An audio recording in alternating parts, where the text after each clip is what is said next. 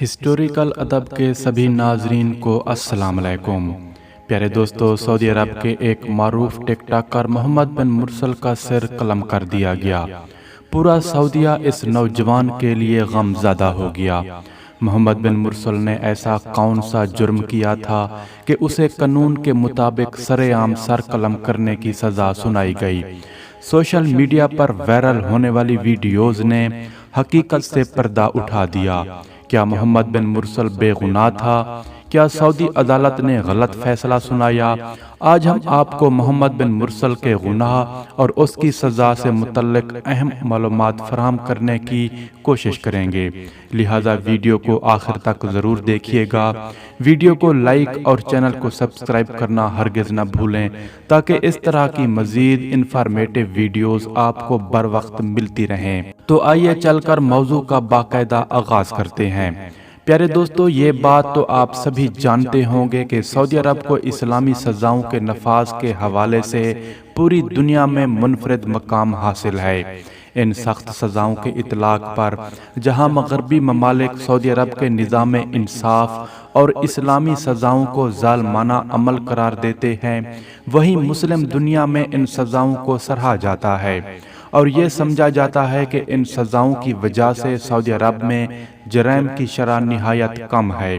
تاہم ان سخت سزاؤں کے باوجود اکثر اوقات سعودی عرب میں حیران کن واقعات رونما ہوتے رہتے ہیں، جیسا کہ گزشتہ دنوں ایک واقعہ پیش آیا جس نے پورے سعودی عرب کو غم زدہ کر دیا۔ یہ واقعہ ایک معمولی تکرار سے شروع ہوا، مگر اس تکرار کے نتیجے میں ایک کزن نے دوسرے کزن کو قتل کر دیا۔ جس نوجوان نے اپنے کزن کو قتل کیا اس کا نام محمد بن مرسل ہے اور اس نے اپنے کزن معید بن عبداللہ کو معمولی تکرار اور جھگڑے کے بعد قتل کیا۔ اگرچہ یہ دونوں نوجوان آپس میں کزن تھے، تاہم ان کے قبیلے الگ الگ بتائے جاتے ہیں۔ یہ دونوں کزن ٹک ٹاکر بھی تھے اور سعودیہ بھر میں مشہور تھے۔ یوں تو اس تکرار کی بہت سی وجوہات گردش کر رہی ہیں، لیکن کچھ لوگوں کا کہنا ہے کہ وہ دونوں ایک تقریب میں تھے جہاں پر ایک خوبصورت حسینہ پر محمد بن مرسل کا دل آ گیا اور معید بن عبداللہ نے روکا کہ تمہارے بیوی بچے بھی ہیں، تم اس طرح نہ کرو۔ یہاں سے تکرار شروع ہوئی اور بالآخر ایک قتل ہو گیا۔ اس قتل کے بعد محمد بن مرسل کو قانون نافذ کرنے والے اداروں نے گرفتار کیا اور یہی وجہ ہے کہ وہاں قتل کا بدلہ صرف اور صرف قتل ہی ہوتا ہے۔ کچھ ایسا ہی محمد بن مرسل کے کیس میں بھی ہوا۔ دوستو، اگر ہم اسلامی نظام انصاف کی بات کریں تو قرآن کریم میں اللہ رب العزت کا ارشاد ہے کہ مسلمانوں پر ایک دوسرے کی جان اور مال حرام ہے۔ صرف مسلمانوں پر ہی نہیں بلکہ اگر مسلمان کسی کافر کو بھی بے گناہ قتل کرے تو سزا کے طور پر اسے قتل کیا جائے۔ اسی طرح اگر لڑائی جھگڑے میں کوئی شخص کسی کے اعضاء کو نقصان پہنچاتا ہے تو بدلے میں اس کے اعضاء کو بھی اتنا ہی نقصان پہنچایا جائے گا، جس کی تفصیل اللہ کریم نے قرآن پاک میں اس طرح سے ارشاد فرمائی کہ آنکھ کے بدلے آنکھ، کان کے بدلے کان، ناک کے بدلے ناک اور جان کے بدلے جان۔ ایک اور مقام پر ارشاد ربانی ہے کہ اے ایمان والو، عقل رکھنے والوں کے لیے اس میں نشانی ہے کہ قصاص یعنی بدلے کے نظام میں اصل زندگی ہے۔ اگر ہم اس حکم کی مصلحت پر غور کریں تو اس کے پیچھے پوشیدہ دانائی کو دیکھیں تو ہمیں سمجھ آتا ہے کہ ایک سخت سزا معاشرے کے باقی بگڑے ہوئے اور نافرمان افراد کو سیدھی راہ پر رکھنے کا کام کرتی ہے، اور سخت سزا کا خوف انہیں ایسے جرم کے ارتکاب سے باز رکھتا ہے۔ یہی وجہ ہے کہ محمد بن مرسل سے سرزد ہونے والے گناہ نے اس کا سر قلم کروا دیا۔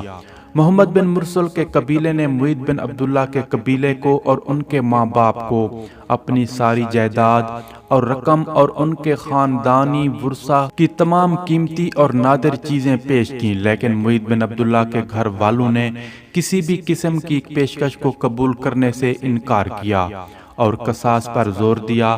تاہم محمد بن مرسل کو اس کے جرم کی سزا قانون کے مطابق دی گئی۔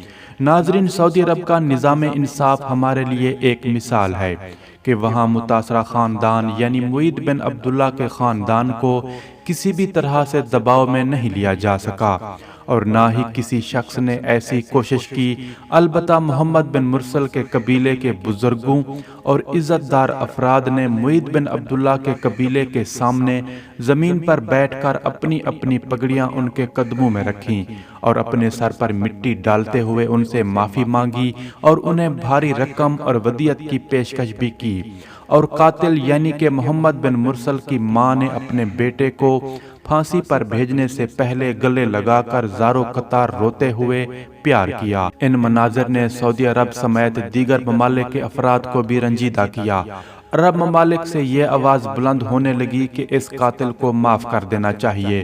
بات صرف یہیں پر نہیں رکی، بلکہ محمد بن مرسل کے بزرگوں کے علاوہ محمد بن مرسل کے چھوٹے بیٹے نے بھی مقتول کے خاندان کے سامنے گڑ گڑاتے ہوئے اور روتے ہوئے اپنے باپ کی معافی کی التجا کی، لیکن محمد بن مرسل کے گھر والوں نے یہ نہیں سوچا کہ ان کے بیٹے نے جس شخص کو قتل کیا ان کے گھر والے بھی اسی کرب اور دکھ سے گزر رہے ہوں گے جس دکھ اور کرب سے وہ اب گزرنے والے ہیں۔ اسی وجہ سے معید بن عبداللہ کے گھر والوں نے تمام پیشکشوں اور معافی ناموں کو رد کرتے ہوئے قصاص پر زور دیا، اور بالآخر 20 ستمبر کو محمد بن مرسل کا سر قلم کر دیا گیا۔ سعودی عرب کے اسی نظام انصاف کا کمال ہے کہ وہ اسلامی نظام کی پیروی کرتے ہیں، جس کی وجہ سے سعودی عرب میں ایسے گھنونے جرائم کی شرح نہایت کم ہے، اور وہاں سالوں بعد ہی کوئی ایسا جرم سامنے آتا ہے، کیونکہ یہ سخت سزائیں اور عبرتناک انجام کسی بھی شخص کو ایسے گھنونے جرائم کے ارتکاب سے باز رکھتی ہیں۔ دوستو، اسلامی تاریخ بھی انصاف کی ایسی مثالوں سے بھری پڑی ہے، جہاں دوسرے خلیفہ امیر المومنین سیدنا عمر بن خطاب رضی اللہ تعالیٰ عنہ کو برسر منبر ایک شخص کھڑا ہو کر کہتا ہے کہ اے عمر، مال غنیمت میں سے جو تقسیم ہوئی تھی ہم دیکھ رہے ہیں کہ اس کا بنا ہوا کرتا تم نے پہن رکھا ہے، لیکن ان چادروں کا سائز چھوٹا تھا اور تمہارا قد لمبا ہے، تو تمہارا یہ کرتا ایک چادر میں کیسے بن گیا؟ تم نے سب کو ایک ایک چادر دی، تو کیا تم نے اپنے لیے 2 چادریں رکھیں؟ تب عمر بن خطاب رضی اللہ تعالیٰ عنہ منبر سے نیچے اترے اور اپنے بیٹے عبداللہ بن عمر کو بلایا اور کہا کہ حاضرین، یہ میرا بیٹا عبداللہ بن عمر ہے، اسے بھی ایک چادر ملی تھی، کیونکہ میرے کرتے کے لیے زیادہ کپڑا درکار تھا تو اس نے اپنی چادر مجھے دے دی، اور عبداللہ کی ماں نے میرے لیے کرتا بنایا۔ آپ اس کی گواہی لے سکتے ہیں۔ جس کے بعد عبداللہ بن عمر نے گواہی دی اور یوں حاضرین کو تسلی ہوئی۔ یہ وہ عمر بن خطاب رضی اللہ تعالیٰ عنہ ہے جن کے رعب اور دبدبے سے پورا عالم کفر آج بھی کانپتا ہے۔